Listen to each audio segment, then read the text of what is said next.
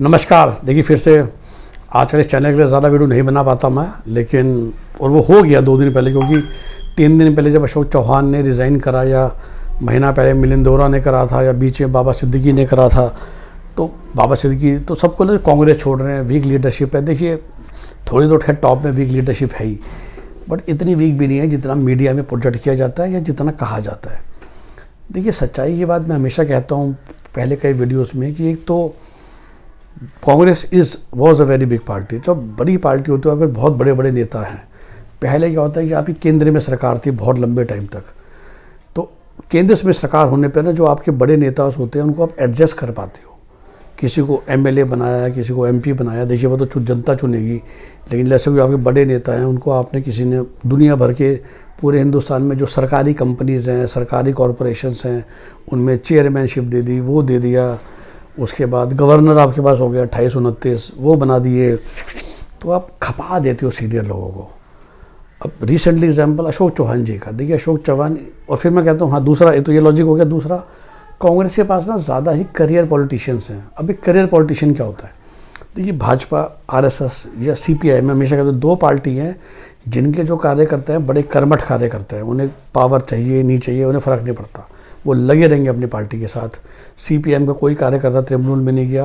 भाजपा जब इतने सालों सालों तक दूर दूर तक सत्ता में नहीं थी, ना आने की उम्मीद थी, फिर भी जो आरएसएस का वर्कर है ना वो तो ज़िंदगी भर जुड़ा हुआ है ना। कांग्रेस के पास देखिए ऐसे वर्कर नहीं है, और बाकी किसी पार्टी के पास भी नहीं है। इनके जो पुराने नेता हैं ना उनको नेतागिरी करने के लिए पोजीशन चाहिए। अब आप लोगों को शायद नहीं पता होगा, जो मैं इनका एग्जाम्पल लूँ, अशोक चौहान जी जब उद्धव ठाकरे जी मुख्यमंत्री थे तो उस पूरे दरमियान he was a cabinet minister of PWD, तो बहुत काम था और हर चीज़ बहुत थी, ठीक है। उससे पहले वो सीएम बने ही थे। तो जब से वो एक्टिव पॉलिटिक्स में आए, ही ऑलवेज हैड अ पोजीशन, वो भी एक्टिव पोजीशन। मतलब वो किसी राज्य का कांग्रेस का अध्यक्ष बनना मेरे हिसाब से पोजीशन नहीं होती उन लोगों के लिए जो पहले वो सब देख चुकी हैं। यही मैंने आपको सिंधिया जी का बताया था कि जब एमपी में चुनाव जीत भी गए, आपने उनके बंदों को बना भी दिया, पर he himself was getting bold. मैं क्या करूं कि आपने मेरे बंदों को चलो मिनिस्टर बना दिया। 19 में वो खुद चुनाव हार गए थे लोकसभा का, और जब उनको राज्यसभा भी नहीं भेज पा रही थी Congress because of lack of options, तो उनको लगा कि यार मुझे तो बिजी रहना है, तो बीजेपी में जाके कम से कम मैं बिजी तो हो जाऊँगा। And he is busy being a cabinet minister. तो ये जो करियर पॉलिटिशियंस हैं, ज्योतिरादित्य सिंधिया, अशोक चौहान, आरपीएन सिंह, मिलिंद देवरा, इनके लिए ना खाली बैठना बहुत मुश्किल है। इनको काम चाहिए भाई। सबके अपने अपने बिजनेसेस हैं, बहुत मोटे बिजनेसेस हैं। मैं बिल्कुल नहीं कहता कि ये करप्शन के लिए हैं। करप्शन तो part and parcel Indian politics का, कि पैसा कमाने के लिए they need their position, they need their position to be busy. अब Milind Deora since his father days वो साउथ बॉम्बे में रहते हैं, और वहाँ की जितने इंडस्ट्रियल सर्कल है उनमें वो उठते बैठते हैं। इस तरह से उन सब लोगों के ना रिप्रेजेंटेटिव होते हैं पार्लियामेंट में। पहले उनके फादर थे, फिर वो भी थे। अब 2 बार से वो हार रहे हैं।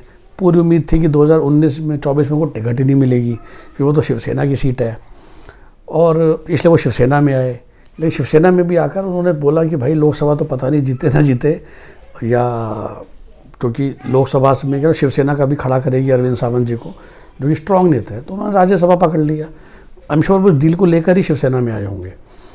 So that he is busy for the next 6 years, और बिजी से ज़्यादा जो उनका इंडस्ट्रीज सर्कल है उनकी बात को पार्लियामेंट में उठा सके। सिमिलरली अशोक चौहान जी 2.5 साल तक कैबिनेट मिनिस्टर थे। इस समय वो ही वजह से ओपोजिशन एमएलए, तो महाराष्ट्र जैसे स्टेट में जिसके आप सीएम रह चुके हो, वो भी ऐसे 15 साल पहले, एमएलए बन के रहना बहुत मुश्किल है। विद चेंज सर्कमस्टांसेस उनको पता है कि इस समय महाराष्ट्र में Congress would be a junior party to Shiv Sena UBT, both in Lok Sabha and in assembly elections. अगर बाई चांस, और उनको ये भी दिख रहा है कि बहुत ही कम चांस हैं कि कांग्रेस की सरकार बनेगी। 2% बन भी गई, अगर ये गठबंधन जीत गया तो शिवसेना ही मुख्यमंत्री बनवाएगी अपना, चाहे उसके एमएलए कम आए ज़्यादा आए। फिर एनसीपी भी रहती है, शरद पवार गुट। तो अशोक चौहान जी को क्या मिलेगा, और वो मिलने का भी चांसेस बहुत कम है। तो मैंने कहा ना कि देखिए 14 से 19 वो विपक्ष में बैठे, but you may not be knowing then he was an MP. So 14 से 19 में वो एमपी थे नांदेड़ से, 19 में वो एमपी हार गए।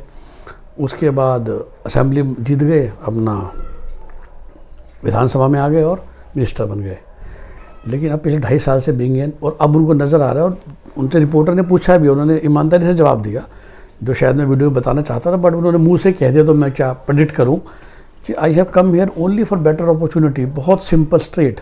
और वही मैंने कहा ना, चाहे वो अशोक चौहान जी हों, ज्योतिरादित्य सिंधिया, RPN सिंह, एक जिन लोगों ने छोड़ा, मिलिंद देवरा, एक ज़माने वो Radha Kishan Vikhe Patil, they all are career politicians. वो क्या, अशोक चौहान ने सीधा बोला कि I have joined only for better opportunity. उन्होंने कोई कांग्रेस को एक गाली नहीं दी, कोई बीजेपी की तारीफ़ें नहीं करी, कोई मोदी जी की तारीफ़ें नहीं करी। उनसे रिपोर्टर ने पूछा, बहुत सिंपल सरल जवाब, I have change for better opportunity. उनको लगता है कि भाई बीजेपी में आके आज वो राज्यसभा में आ गए हैं, और फिर कोई बड़ी बात नहीं, मोदी जी की दया दृष्टि आ गई तो आज नहीं तो 2 साल बाद मिनिस्ट्री दे दी जाए, which will keep him busy. और उनको दिख रहा है कि भाई जो मेरे जो बाकी 10, 12, 15 साल बचे हैं एक्टिव पॉलिटिक्स के, तो I have a better position to be in BJP rather than to be in Congress as of today. 5 साल बाद 24 के इलेक्शन में क्या चेंज हो जाए वो भी पलटी मार लेंगे। But he has been very honest and open by saying better opportunity. वही सबके साथ है। वो मिलिंद देवरा भी बेटर अपॉर्चुनिटी के लिए आए हैं, बाबा सिद्दीकी भी बेटर अपॉर्चुनिटी के लिए आए हैं कि फिलहाल वो राज्यसभा नहीं मिले क्योंकि वो गेम हो गया कि वो प्रफुल्ल पटेल वाला कि उन्हें दोबारा देना पड़ा। But I am sure he will be given ticket from Mumbai और जीत जाएंगे एज एन MLA, या क्या पता। देखिए महाराष्ट्र में तो फ़ायदा ये है कि MLCs भी हैं, वो बन सकते हैं। और कोई बड़ी बात नहीं, जब जो प्रफुल्ल पटेल की पहली सीट थी वो जब दोबारा आएगी तो उनको मिल जाए। तो once again very simple better opportunity. वही कारण था ज्योतिरादित्य सिंधिया के जाने का, वही कारण था जतिन प्रसादा के, वही कारण था ऑफकोर्स अशोक तंवर जब गए तो यही था कि हुड्डा जी ने उनको दबा दिया। तो हालांकि सचिन पायलट जाते जाते रह गए अशोक पायलट की वजह, वो अशोक गहलोत की वजह से, क्योंकि वो मौका नहीं देते हैं जूनियर्स को, वो भी एक सच्चाई है। लेकिन उसके अलावा मैं कहूँगा कि हर बात पे ब्लेम ना करके, कांग्रेस के पास बहुत सारे ना करियर पॉलिटिशियंस हैं जिनको पावर चाहिए ही चाहिए। बीजेपी को ये फ़ायदा है, बीजेपी अपोजिशन में भी ज़िंदगी भर रहेगी तो भी राजनाथ सिंह जी या पीयूष गोयल टाइप के लोग वो ज़िंदगी भर स्ट्रगल करने को तैयार थे। जो उनके असली ग्राउंड लेवल नेताज हैं जिन्हें अब CM बनाया जा रहा है, वो लोग लगे हुए पिछले 30 साल से काम करने में ग्राउंड लेवल पे, चाहे कुछ मिले ना मिले। ऐसी किस्मत कह लो सिर्फ बीजेपी या CPM के पास है, जो मेरी समझ कहती है। आम आदमी पार्टी के पास भी थे 2012-13 में, ताकि आपको क्लियर रहे कि बिना किसी लालच के उन्होंने काम किया था, वॉलंटियर्स ने। बीजेपी के पास बेसिकली केडर है RSS का, वही है फ्री वाले वर्कर, और CPM के पास एक्चुअली जेन्युइन कॉमरेड्स हैं। ये मेरी सोच है। कैसा लगा आपको वीडियो? लाइक शेयर कीजिए, कमेंट डालिए और चैनल को सब्सक्राइब कीजिए ताकि आप ऐसे ज़बरदस्त वीडियोस और सुन सकें। Have a nice day, bye bye, take care.